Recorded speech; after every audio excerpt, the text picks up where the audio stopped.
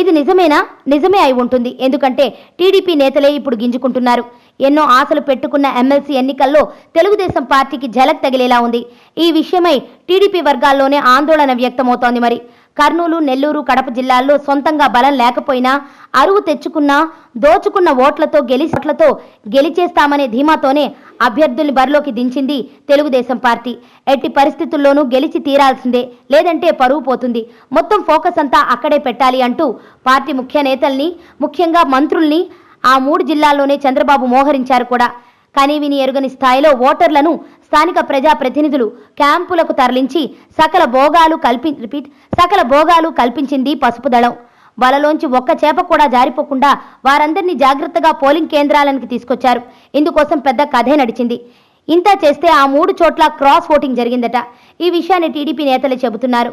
Cross ఓటింగ్కి సహకరించారు అనే ఆరోపణలతో కొంతమందిపై అప్పుడే టీడీపీ అధిష్టానం వేటు వేయడం గమనార్హం. అంటే టీడీపీ శ్రేణుల్లో భయం షురూ అయినట్లే.